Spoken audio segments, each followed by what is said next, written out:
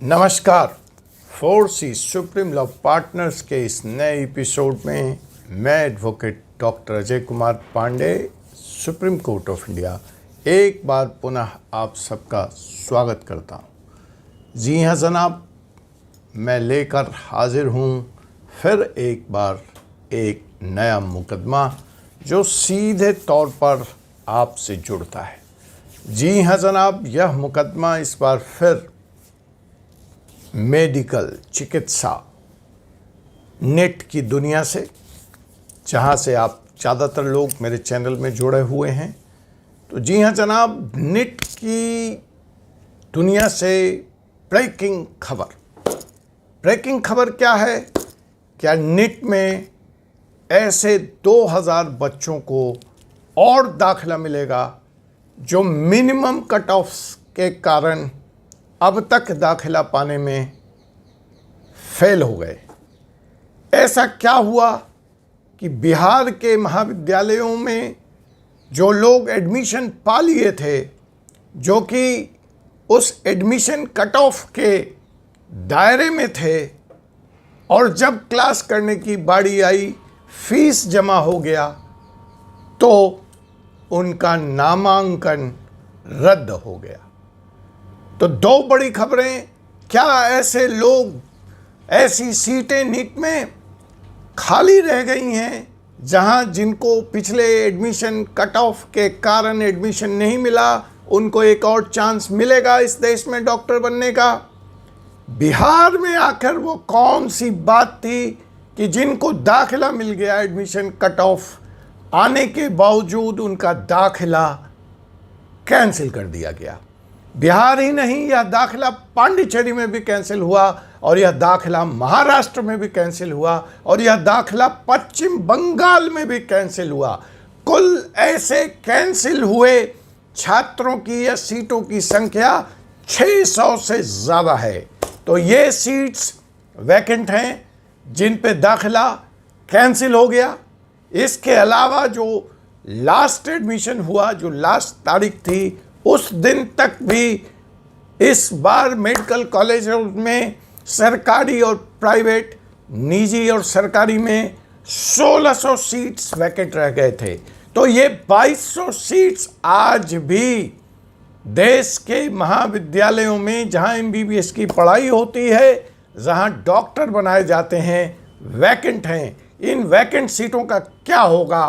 क्या कॉलेज इसमें दाखिला ले पाएंगे? क्या छात्रों को दाखिला मिलेगा जिनका एडमिशन कट ऑफ अभी तक नहीं आया था? इन सारे सवालों को हम जानेंगे, लेकिन सबसे पहले आप 4C सुप्रीम लॉ पार्टनर्स के इस चैनल को सब्सक्राइब कर लीजिए और बेल नोटिफिकेशन बटन को दबाना ना भूलें। वहीं से तो ताज़ा तरीन वीडियो की जानकारी, समाचार की जानकारी आपको मिलने वाली है।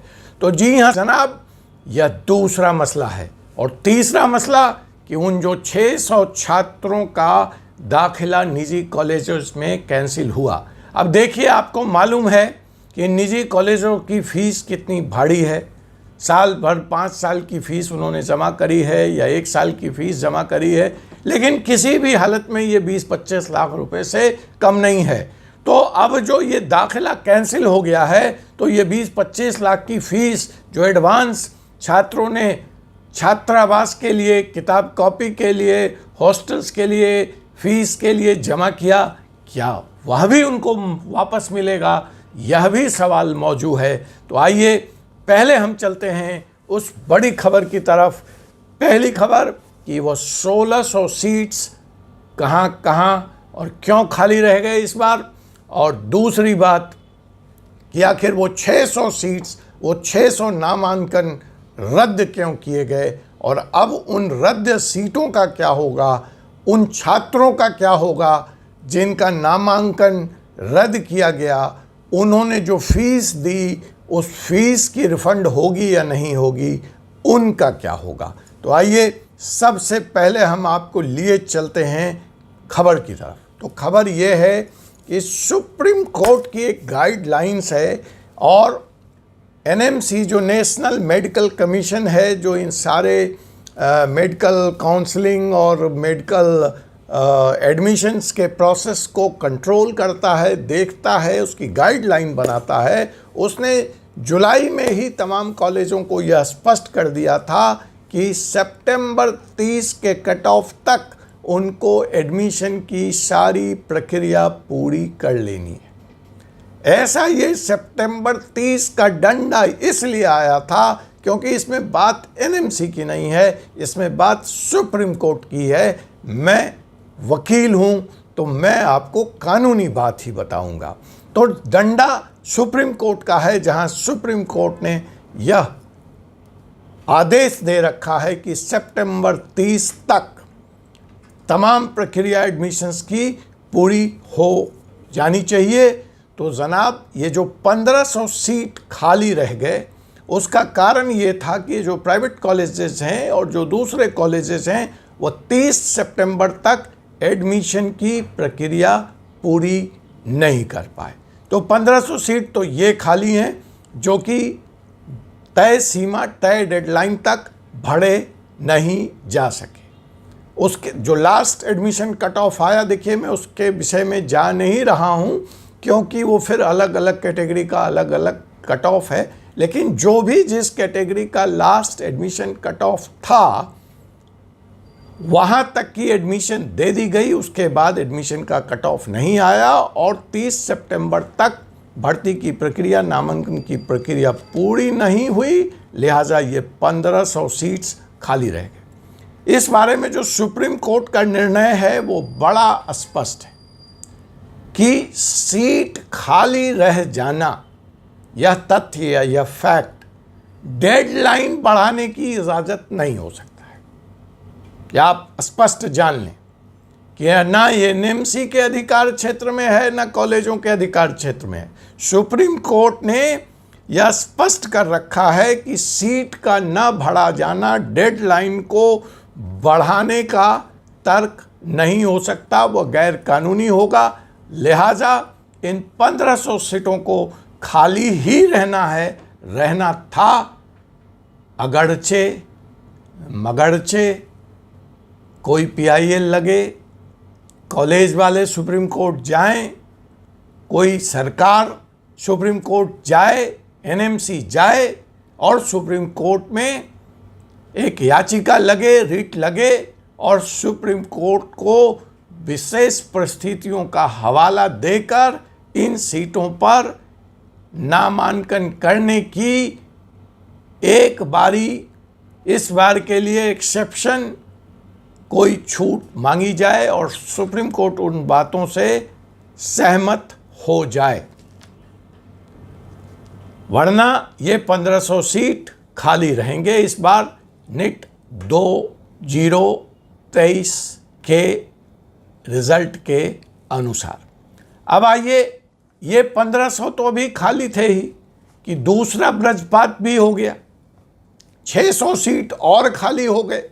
तो कुल्लम 2100 सीट इस वक्त मेडिकल कॉलेजों में खाली हैं। पढ़ने वालों की संख्या, नामांकन लेने की संख्या, क्वालिफाइड कैंडिडेट की संख्या अभी भी लाखों में। अब यह जो गैप है कि सीट भी उपलब्ध है, योग्य कैंडिडेट भी उपलब्ध हैं, लेकिन सुप्रीम कोर्ट का कानून आड़े आ रहा है। तो आइए पहले हम चर्चा करते हैं कि आखिर वो 600 नामांकन क्यों रद्द हुए और उन 600 जो रद्द हुए नामांकन की सीटें हैं, क्या वो सुप्रीम कोर्ट के इस कानून की परिधि से बाहर आंकी जाएंगी? उन 600 पे वेट लिस्टेड कैंडिडेट्स का एडमिशन होगा या नहीं होगा? और अगर एडमिशन नहीं होगा तो जिन छात्रों ने अपनी पूरी फीस भर दी है 5 साल की या 1 साल की, उस फीस का क्या होगा? देखिए, सबसे पहले तो हम बिहार का ही उदाहरण ले लेते हैं कि Bihar combined entrance competitive examination ने अक्टूबर 9 तक दाखिला लिया। स्ट्रे वैकेंसी राउंड करके अक्टूबर 9 तक दाखिला कर रहा था, स्ट्रे वैकेंसी राउंड बोल करके, और ऐसे ही पांडिचेरी, पुडुचेरी भी यह दाखिला सितंबर 30 के डेडलाइन के बियॉन्ड कर रहा था, तो बिहार और पुडुचेरी के इन दोनों राज्यों के 350 सीट्स पे जो दाखिले हुए उसको एनएमसी ने कैंसिल कर दिया है। इसके साथ साथ वेस्ट बंगाल और महाराष्ट्र भी सितंबर 30 की डेडलाइन के बाद जो एडमिशन्स दिए उनको भी एनएमसी ने कानूनन मानने से इनकार कर दिया और 350 और 250 सीटें महाराष्ट्र और वेस्ट बंगाल की भी कैंसिल कर दी। तो ये कुल 600 सीट और रिक्त हो गए हैं। 1500 सीट पहले से थे, तो ये 2100 सीट्स आज की तारीख में रिक्त हैं।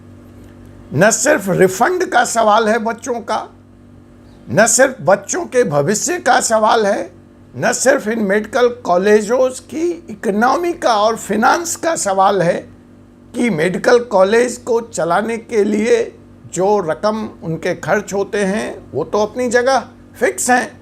अब अगर इन खाली सीटों का जो नुकसान होगा तो स्वाभाविक है कि मेडिकल कॉलेजों की आमदनी कमाई में कम पड़ने वाली है, कमी आने वाली है।